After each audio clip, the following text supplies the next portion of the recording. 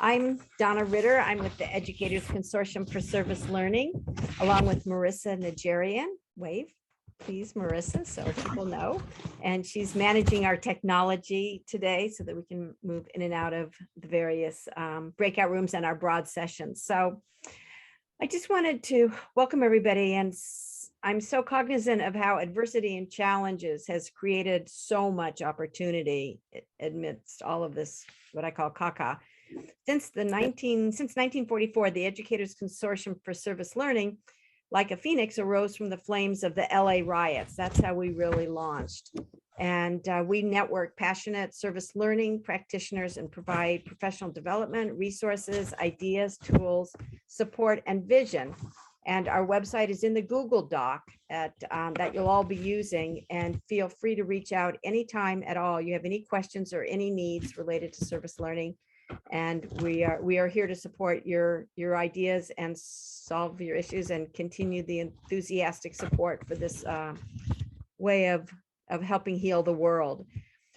In the fall of 2019, when the pandemic started to take lives, and it still today is restricting others, it shut down education as we knew it. But service learning is a pedagogy that connects mind and heart, and it integrates academics with human values to solve genuine community and global needs. And it's provided this path for us together to step forward united. So today we are here, get this, from 6 out of the 7 continents. We're missing Antarctica. We are here from 27 countries, from Angola to Uzbekistan, from Finland to Vietnam, from Saudi Arabia to Russia, 27 countries. The list, I don't want to take time to go through it, but it's staggering. So if you were to reach out your arms and touch the screen next to you, we literally would be like hugging the whole globe and uniting everybody together. So it's a very special moment. Many of you are taking precious time from the middle of the night and for this incredible opportunity that we'll be exploring together today with our featured speaker, John Hakon Gould, from his lockdown apartment in Shanghai, where he's been sequestered for, going on 2 months or maybe even more than that now.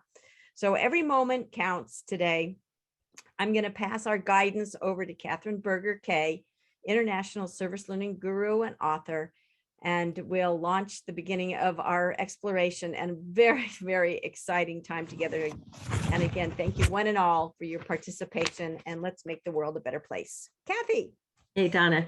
And there will be more people coming in from all over. We had a lot of registrants, but you know how that goes. So we may be expanding moment by moment. Wendy, greetings to you. Wendy's from Los Angeles. We know Wendy. So just one other note is ECSL, our group, used to meet in person. We would have 3 in-person meetings per year that were very high powered. I mean, people came together to really learn and work, and it built a huge resource so people could really grow. And you know how it is in schools, like many of you are from international, so if a person leaves, it can often leave a vacuum. So we were trying to create an arrangement at schools that service learning was always there and strong, no matter who was there. And so we hope that that's part of what you can do in your own schools. So I'm going to do 2 things right now. First, we always like to start with the grounding, just to get centered and present. And then I have the privilege of introducing Hakon, who's in the box to my right over there. So, but I'm going to start with a bit of grounding. I was recently had the great opportunity to go to New York City, and there's a beautiful museum there called the Rubin Museum that had an exhibit about Tibetan healing. So they shared just some very simple practices. I'm going to share 2 of them with you, just to bring us into the space. They're familiar, nothing's too new on this under the sun. But together, first we'll sit up so that our chakras, our energy centers are all aligned. And if you can, your feet on the ground, if you're comfortable with that. And you can have your eyes either open, closed, or at a half gaze, whatever you, again, feel comfortable with. So first, we're just going to do a simple breath. We'll breathe in together and release. We'll do this 2 times. So I'm going to count down 3, 2, 1. Inhale. Hold it. And release. And one more time. This time, inhale possibility and joy of learning. Inhale, 3, 2, 1. Inhale. And inhale again. And inhale one more time. And let it all out. All the thoughts that get in our way. Wonderful. This next one I'm going to share with you is a twisting exercise. Now, I've been practicing Tai Chi on and off for about, gosh, since I was in my 20s. And I know how important it is just to move our inner body. So I'm going to invite you to do something. I'll describe it, and I know you'll be able to figure it out. First, we just bring our arms straight up. Yeah. And then we turn and put one arm next to us and one behind us and just twist. Look over our shoulder. Now inhale back up and down one more time. We're going to do it to the next side. Inhale up and twist. John Hakun's already there. And now just do it at your own time. So you twist one more time to each side.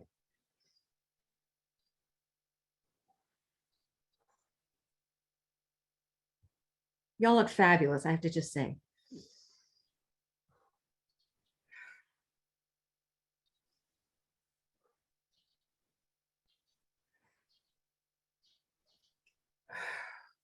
So I just have to share with you that I did this in a workshop last Thursday, and one of the women there said, I've not twisted and turned my body in 2 years. So it's good to twist. It massages our internal organs and it wakes us up.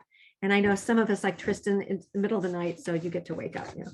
So it's really wonderful that you're here and that you get to have a chance to really learn from and with all of us, and especially our leader, our teacher today, Hakon Gould. I'm so glad that I met him. We met a few years ago in Beijing at a workshop. It was a 2-day workshop, and it was so much fun. There were about 70 people there, and I think we laughed as much as we talked. It was just a very enlivening group. And I have a few things I'm going to describe about Hakon, but the first thing I just want to share with them is I find him one of the most generous people I've ever met. He's generous with his ideas, with his spirit, with his kindness, and this is most important when you get to know a new person and they become your friend. So he's taught internationally for 10 years in Thailand, Kuwait, and Shanghai, obviously in Kuwait with you, Tristan, I believe, right? Yeah. So he knows. Would you wave if you teach at the school with Hakon now? I've got a few people who teach with him now, so you know from what I speak. He is passionate about so much, but I'll mention a few things. One, obviously, is service learning, everything to do with helping children be the best self. So that includes social emotional learning, coaching. He loves to help build rapport and trust, curriculum development. He's just so clever and smart with how he puts it all together. And he really does understand service learning as something that's integral into our academics. And I just want to pause for a moment and say, it's been very challenging for many of us during COVID and even before to move service learning from our co-curricular world to our curricular world. But that really is the work of ECSL, is to help us learn how to do that. We honor all kinds of service and service learning, but we know that when we put it into our classroom, it also improves how we teach and the many opportunities that every child has to learn. And as Donna said, there's a lot of issues in the world right now, and we need everybody on board to find ways to address them. So back to Hakon, he's been a grade level lead, he's head of departments, service learning coach, and teacher. And one thing I can say is if there's any questions you have that isn't clear, you want to get back to him later, he'll respond to all your emails. So do make sure that you reach out to him because he's got great ideas and he'll be a wonderful coach for you as well. So thank you all for coming. And Hakon, I'm going to toss this to you as a way to extend our learning today. And thank you so much. Thank you so much for that intro. All right, well, either it's good morning, good afternoon, or good evening, all depending on where you are. And thank you again to like Marissa, Kathy, Donna, and I know like Leanne, you are watching as well a bit later. But so what I'm going to do to get started is I will have my screen share on. Just let me get organized for about a minute here. I really enjoy all these like discussions, but before we get started, you might be wondering, why are these and faces on my first slide? And that is because all these people here have something in common, and that is that we stutter. So no, it is not a Zoom glitch, but every now and then I might just have to take a pause and collect myself if my speech flares up, because I get really excited talking about everything in terms of service learning. And I've got my script and note cards here, so please bear with me. So let's hop to it. A few years back, our director here made a speech at the beginning of the year, and its anchor was bamboo. He was very articulate around these themes of flexibility and resilience, especially at the beginning of the pandemic. But my mind, however, also immediately drifted to images like this: scaffolding. This is a typical site here in Shanghai and perhaps where you are as well. And we've been doing a lot of work as a school around coaching and universal design for learning, or UDL. So, and images like these couldn't get out of my head. So how do we support and meet the needs of all learners, whether it's students, parents, teachers, or other members of our community, and balance that between agency and making sure everyone feels supported? So also, all the while, and making sure that if we take action, it is ethical and principled. So while in the article, you might have had the opportunity to read that yet, or if you haven't, please do. It gives more context either to creating or refining sort of a whole school program. But today, as Kathy mentioned, we will bring it back to the core of our curricular integration. So these, as teachers, we are all facilitators in the classroom. As a coordinator, and having the principles of UDL in mind, how can we plan for some authentic experiences? And this is where we can kind of start, right?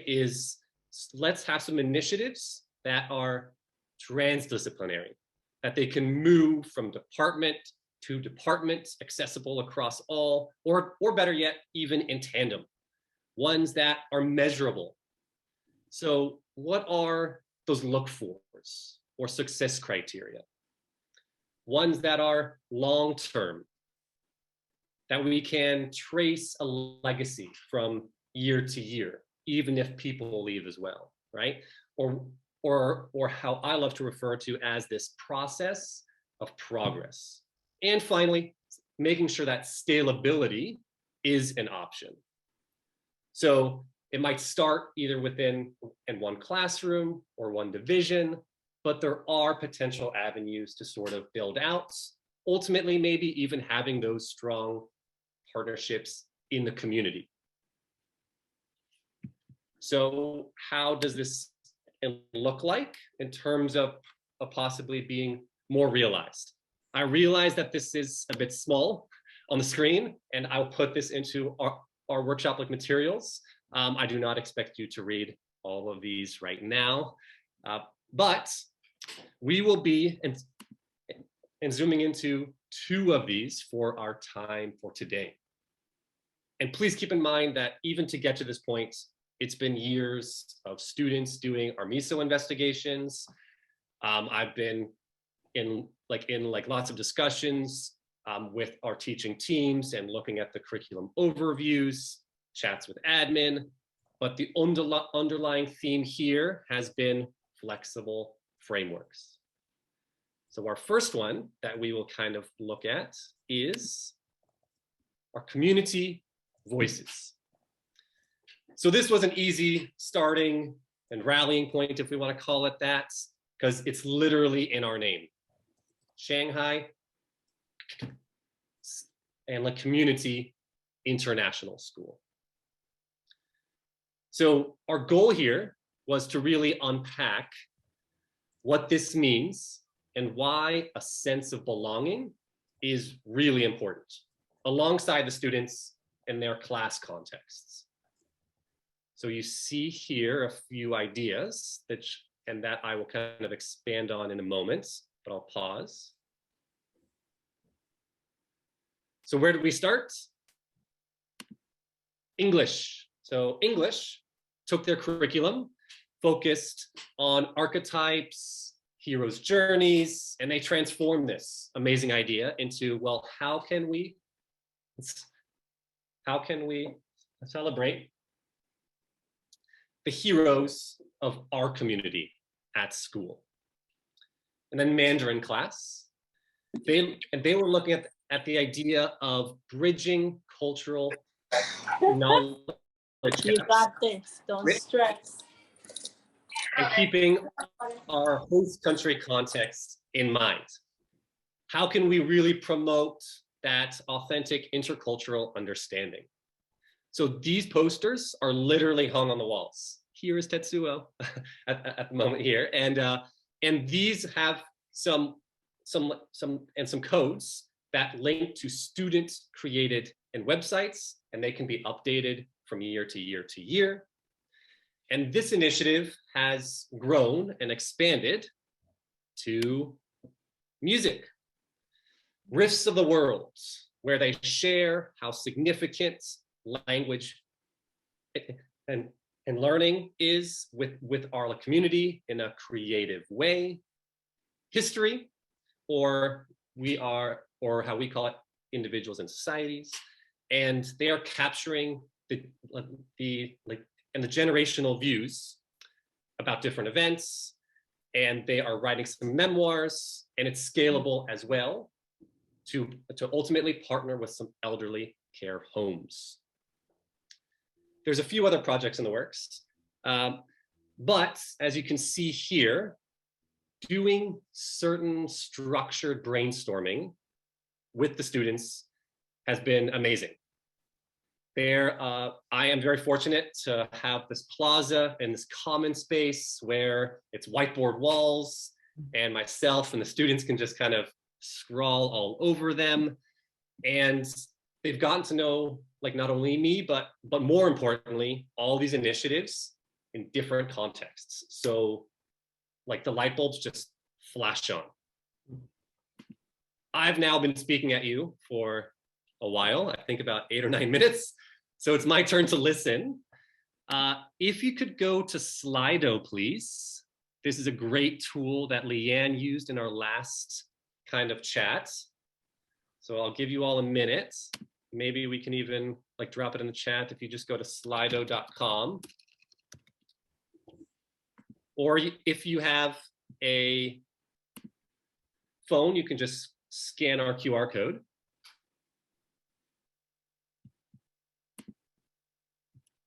As you do that, I'll make sure that everything is good. So it should pop up like this. Mhm. And I want you to first think, well, whose voice could you listen to and elevate in your community, whether it's at school or the surrounding one? And then your task or your do is list a guiding question or statement to actually explore your community's voices. So as an example, we have 3 here. How can we get to know certain members of our school community better? Age affects perspective on historical events, or what are the values and traditions of the region's minority ethnic groups? These could be inspired by either your curriculum or pastoral program, really limitless opportunities. So I'll stop chatting now and just kind of wait for these to sort of start to populate here.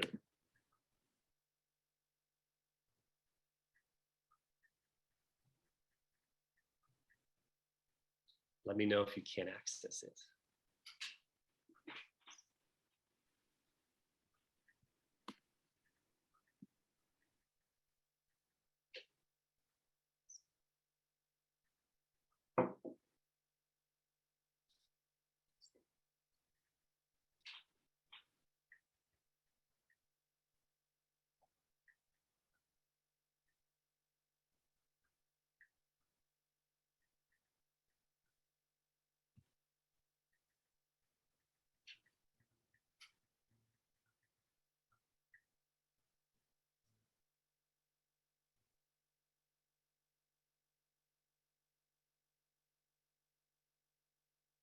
Excellent. We've got our first answer, and they should start to kind of populate here.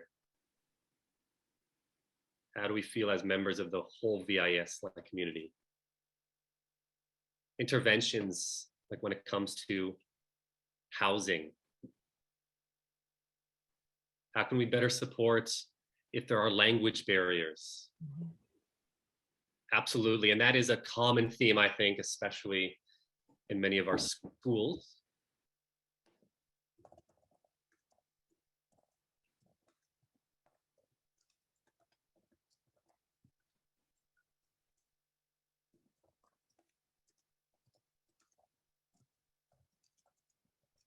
And now they'll start to,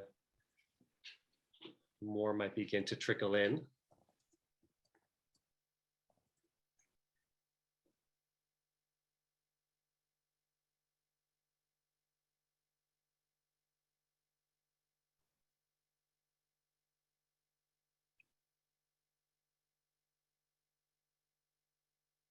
What makes you feel part of the community? Native American women. Fantastic.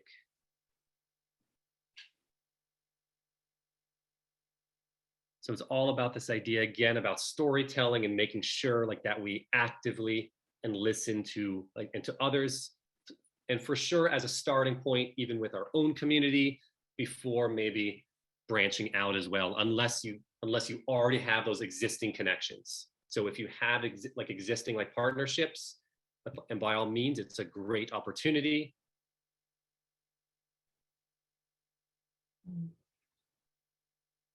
These are all excellent ideas, and I'll make sure that these are compiled and ultimately given to all of you as well, especially our own cultural like diversity in our own cities. Great. So maybe how do we map our communities and cultural mapping? I think there's a lot of great and resources on that. So I think I'm gonna now head back. Thank you. Thank you so much. Now we will sort of start to pivot, because I did want to go to and kind of head back to another initiative. So one other area that is especially timely, I think at the moment, is health and well-being. So, or how we are now have it as DragonFit. So as you see here is this idea of, well, how can we have a collaborative, a discussion around this huge topic across our community? So what did we ultimately, well, initially want to achieve? There's a list of bullet points here, but I'd just like to highlight a few.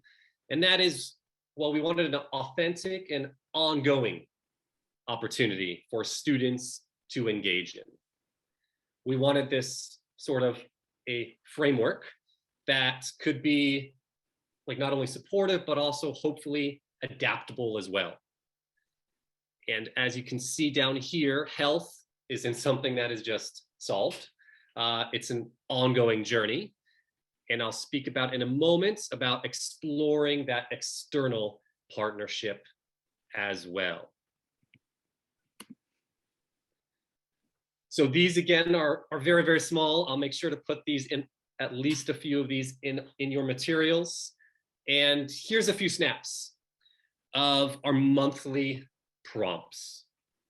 And students, teachers, and our partner, who is Lifeline, they are a mental health crisis helpline here in China, and they all put in and continue to put in their feedback, and these are open to interpretation.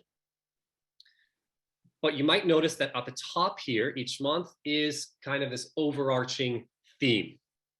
Then there are a list of suggested prompts and ways to engage, but ultimately we are extremely flexible in terms of how students or parents engage with these. So whether it's maybe looking at the origin of a certain phrase, or to hopefully inspire more reading, there are some great like books and memoirs out there, like of people who are very open and honest about their struggles with mental health. I'll pause for a moment and you might need to zoom in and read. Sorry about that. So either going beyond food, journeys. Here in lockdown, movement, I know feels extremely restrictive at the moment. So how are you staying active?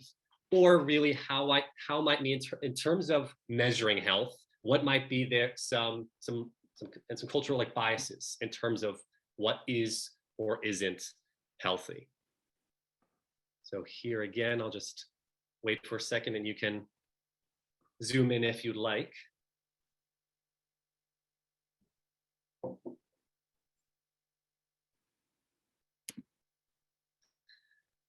So during a PLC with some other teachers, we looked more closely at these prompts, especially in terms of refining them.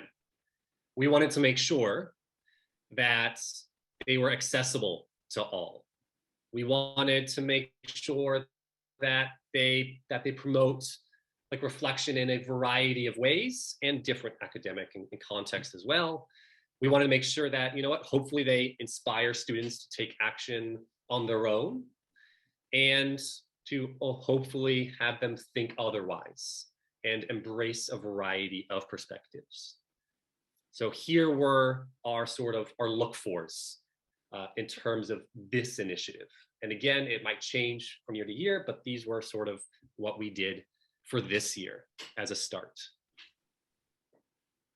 I know that there's a lot of text on here, but.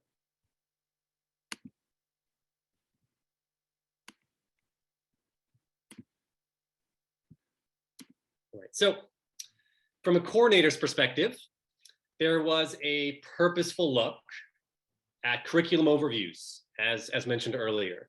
So, and you can see a few avenues here where this was the opportunity to do some modeling and co-teaching, whether it was in Spanish, when they had this idea of perception of health, our ELA class in terms of happiness, or body mechanics, our MYP interdisciplinary week, arts therapy. I'd like to highlight just briefly our DP statistics students. So here is where they are working especially close with our partner Lifeline. And what they're doing is they are doing some like mathematical like modeling and with their data and providing some recommendations for their like trainees who monitor the call helplines. This is also a little bit of a preview about our breakout room activity, hexagonal thinking. So be ready for that. We're almost now towards the end of this kind of part one, but generating that momentum, keeping the conversation open on this initiative and others, reflecting from time to time. This has been a gradual, incremental process. It's had some barriers, but it's also been an incredible opportunity to model these in the classroom, to evaluate with a critical lens what action looks like if we take action and when. And really, it's been really important to leverage the expertise of other people, whether it's the librarians, the other coordinators, the counselors, partners, and of course, students themselves. This brings us to our next Slido question, which I just need to bring it up for a second. So hold on. This will be more of a word cloud. So if you could please go back on Slido. And now I want to ask all of you, so what resources, people included in those resources, would you use to help drive these initiatives, whether it's community voices, DragonFit, or your own programs, hopefully, right? And how?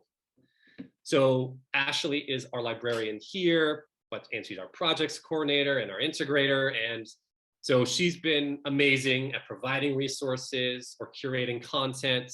Our tech coach, David, he is not only so knowledgeable about what tools might be the best fits, but also unlocks the potential of the students and this initiative moving forward. So right now, let's all go back to Slido, and I can't wait to see your responses with what tools do you think you would use? Passionate people, for sure.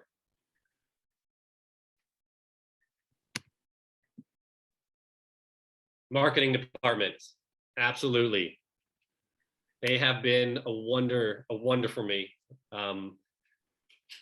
especially in learning some other kind of in programs as well. Club leaders, parent support groups, so perhaps PAFA, for sure having them on board with these initiatives, especially with our Dragonfit, we've been trying to get them more involved.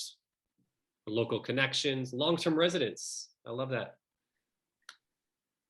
For librarians, tech coaches again.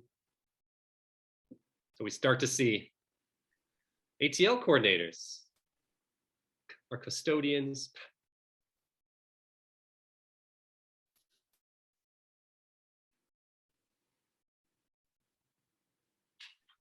I think that so remember that this is not a one-person job. So whether you're a teacher or a coordinator, I think the bottom line for this was really, it's not one person, right? So this is about teamwork. How can we make sure that the expertise and the voice of everyone else is there? So all these people, it's really important and to get them involved, not just trying to do everything like yourself. And that's where the techniques of coaching have been really great in terms of that.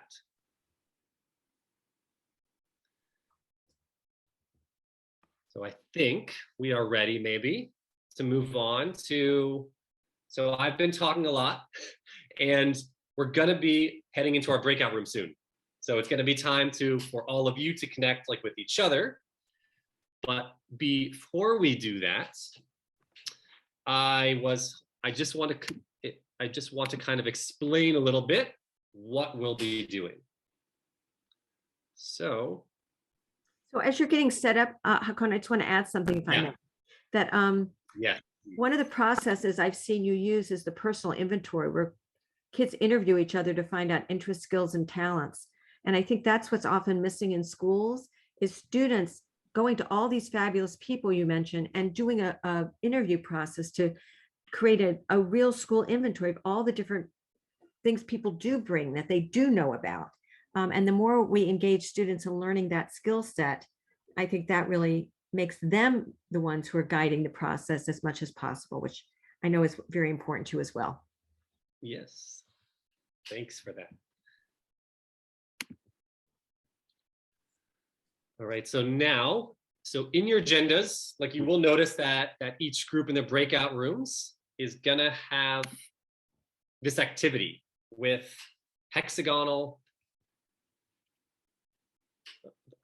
it's a visible routine, hexagonal thinking.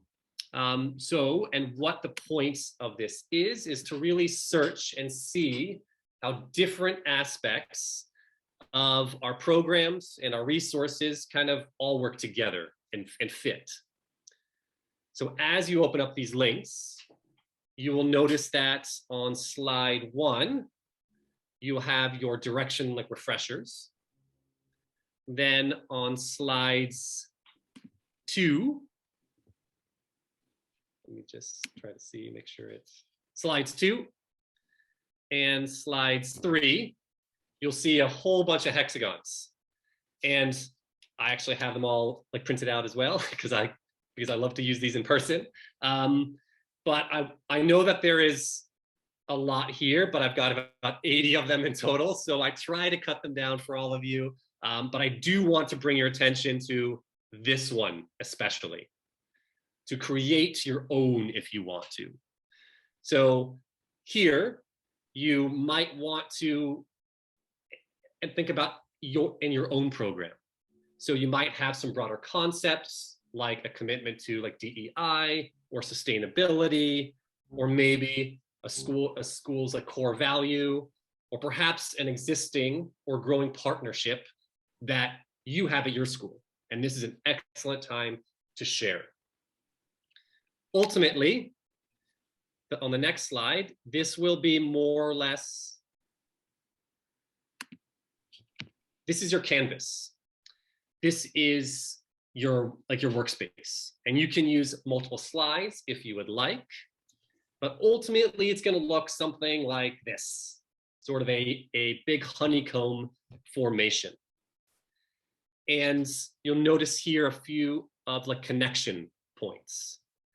You might now be thinking, well, how do I start? How do I get from here to here? Which hex is one that I should begin with? There is no right answer into this. One might just seem natural, and you think, you know what, here is a good one. And in theory, like one hex could like connect up to 6 or just one other.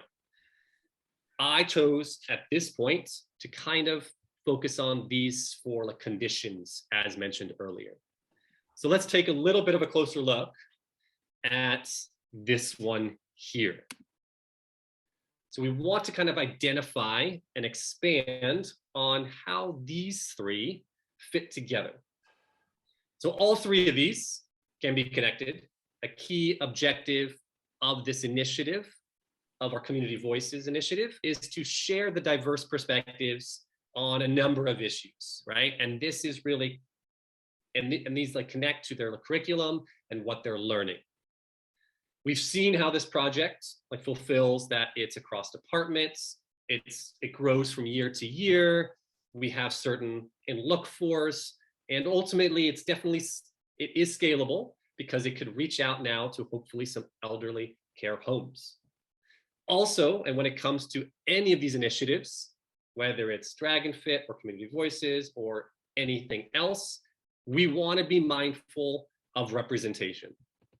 So here's a very brief kind of a minute of how these connect. There's also another example here in your slides. So if you want some like extra like scaffolding there, but I would like for each of your groups, how ideally each of us start is one Kathy's like protocols, 1 minute think tank.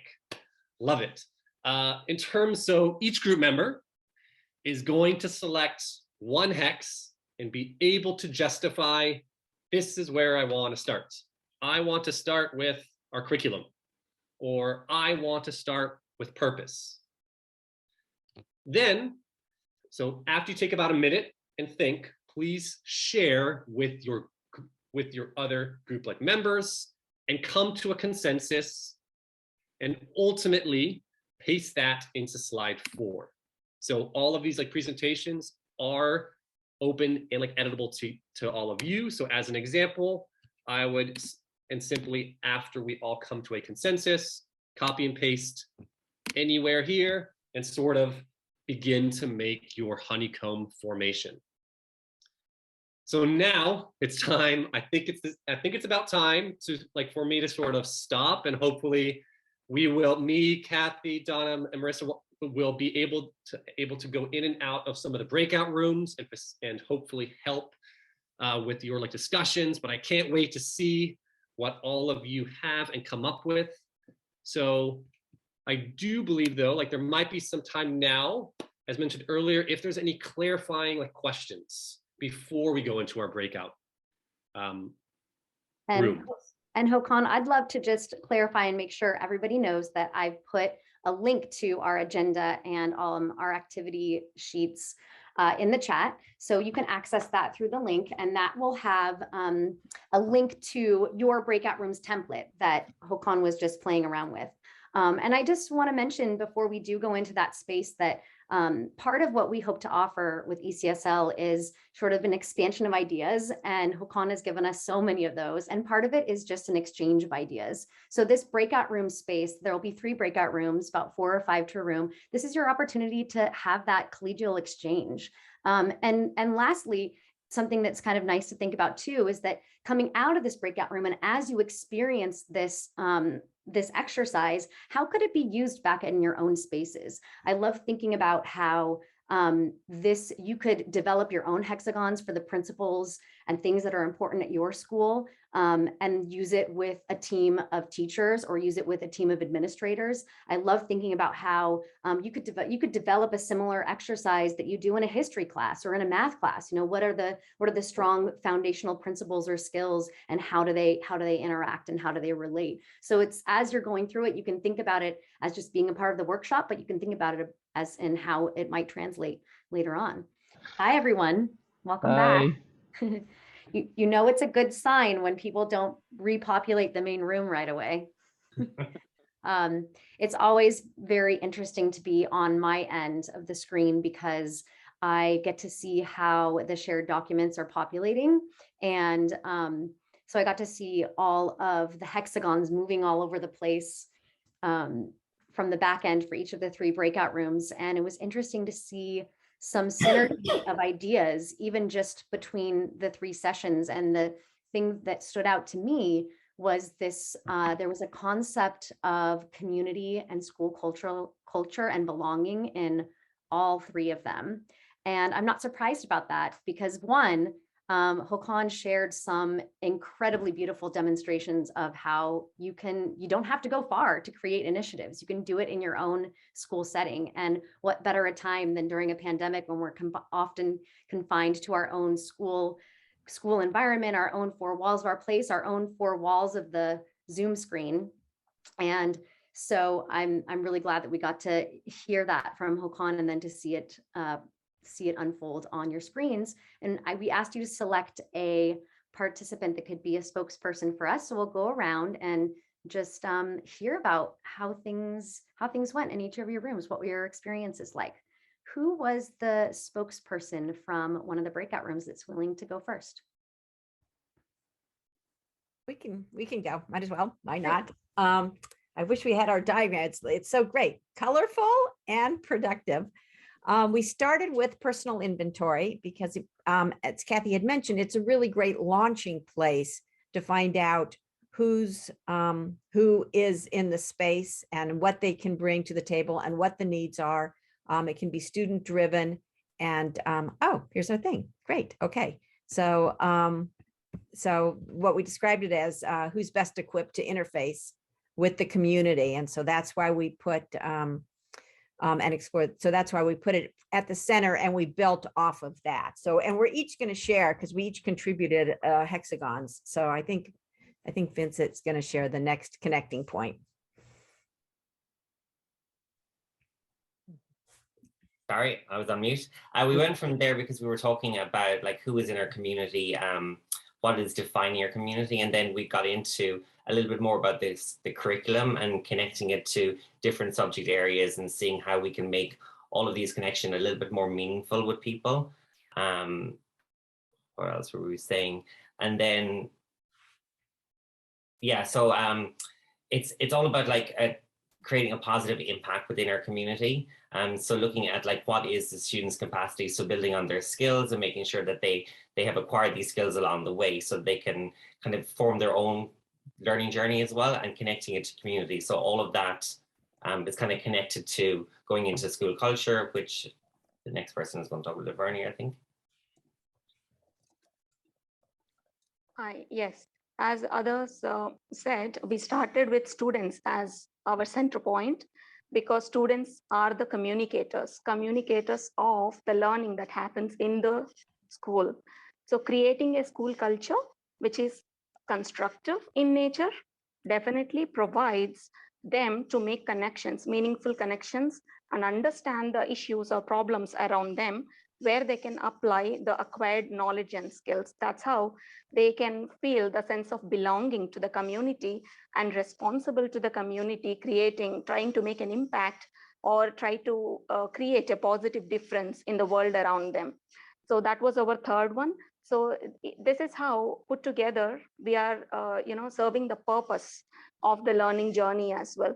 It's not only acquisition of knowledge that is happening, but acquired skills are also being built during the course of time, where the purpose or the essence of IB mission can also be satisfied, and children become more, self-regulated, independent. That is, which is necessary.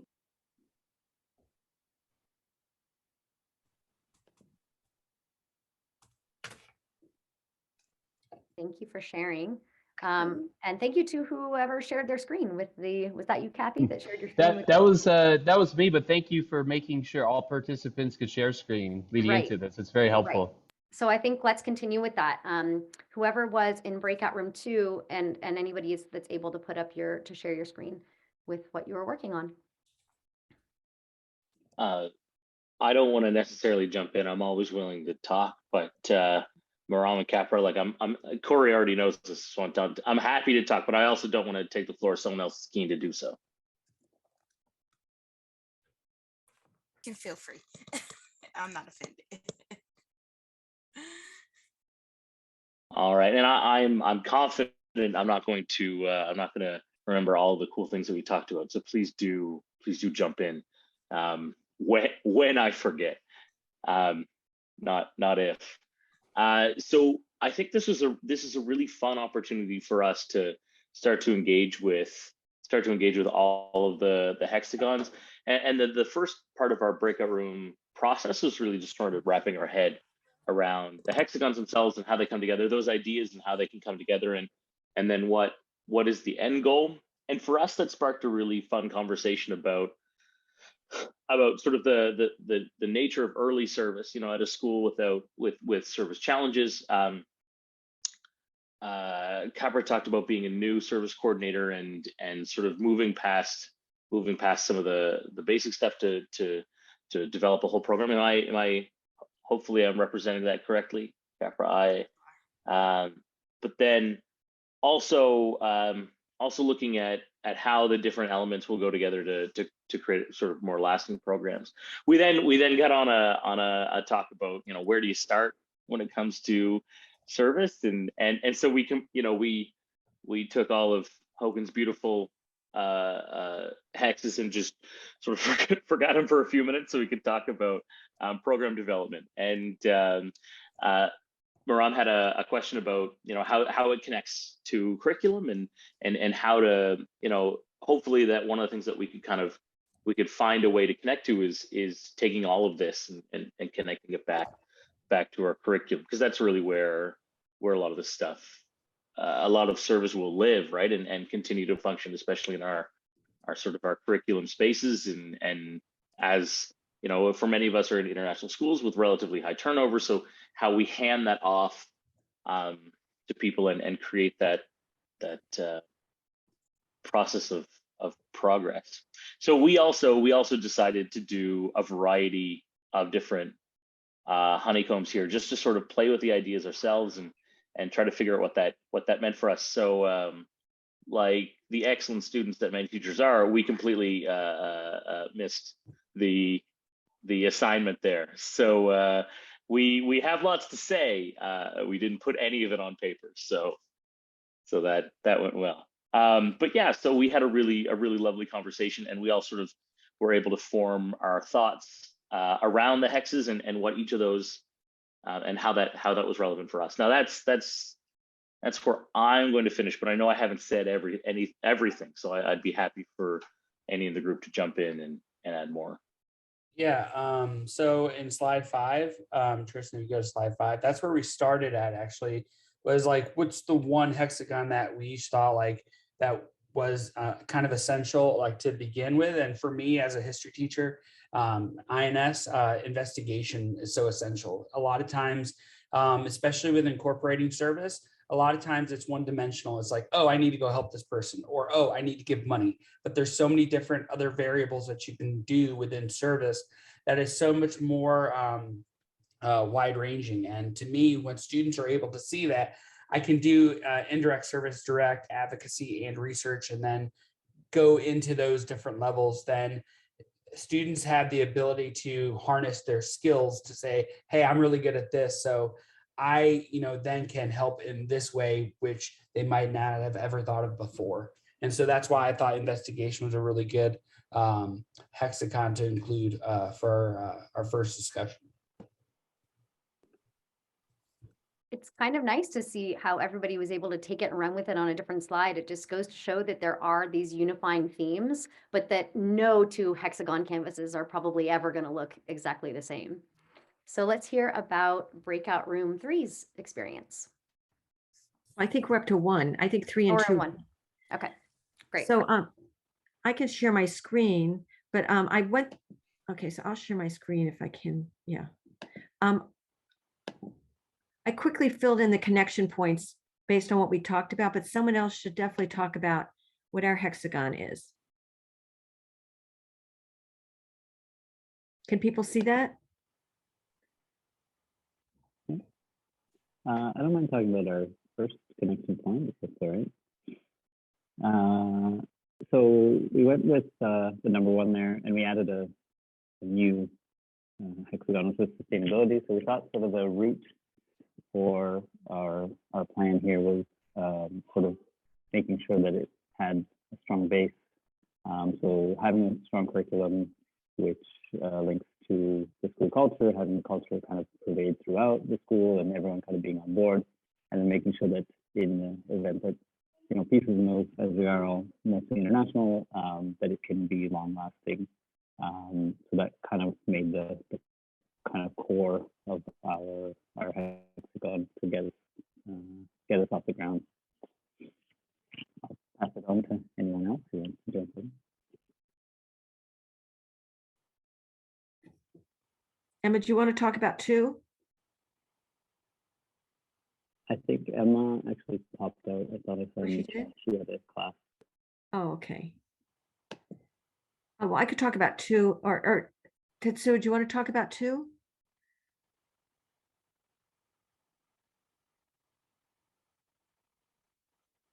You're muted though. Yeah. So, I mean, one of the things that, we were talking about was, how important it is to become, sort of know the school culture and, be part of the school culture and, have the safe environment to feel the belonging and, and where we can actually share the diversity and, different kinds of perspectives. So, I thought at least, we thought that number point 2 is to feel secure and to be able to maintain our own environment. For that, I think number 2 is very important. Janine, you want to dive in?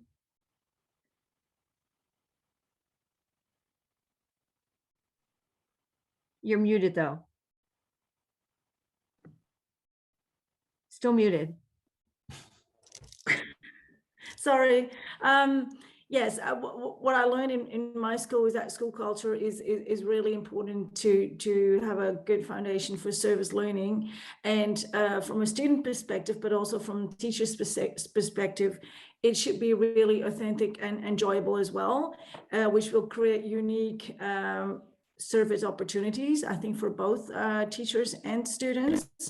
And like you said, the curriculum connects all of us. So I think that is a really good, I like the number 3, really connects all of this together. So yeah. And then we added the students because we think they, and Emma found that really cool arrow, and we think you need more arrows, Hakon, in your smorgasbord of offerings. So she found this really cool arrow that shows that the students are everywhere. So we were going to put them in the middle, but they really are everywhere. They're the overview, they're the underview, they're the whole thing. And we added storytelling techniques because you want to capture the story of what you're doing. You want to capture the story of the largesse of the whole process of building a service ethos, but you also want to capture the small stories as well. So it's all kind of, I tried to capture it in this little connection point summary, but it was all said by everybody else. So there you have it.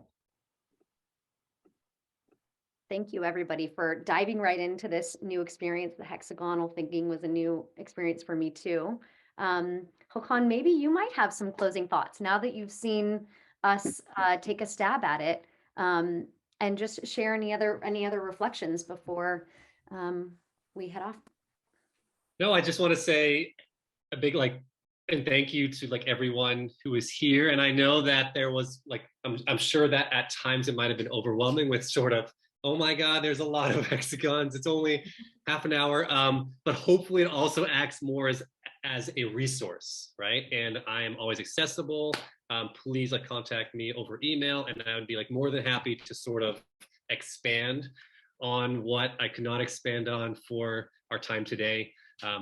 But yeah, it was just great to see everyone just kind of, and some familiar faces that I haven't seen in a while. So it's great. And look, I'm just curious, Lavanya, wait, there's one person there who doesn't have where they're from. I'm curious where you're from. Hi, I'm Lavanya. I'm basically from India. I worked in international schools, IB schools in India. Recently, I moved to US to join my husband who stayed here. Who is staying here. So currently I'm waiting for my EAD and that process to start working in a school. And meanwhile, I'm just researching and joining the groups, getting to know what's going on around me and with fellow educators around me. So I really enjoyed the hexagon, activity, and I had a wonderful team to collaborate with. So yeah. And where in the US are you? Illinois. Illinois. Well, again, I want to just say thank you. This was so much fun. It was really wonderful to see it come to life after all the planning.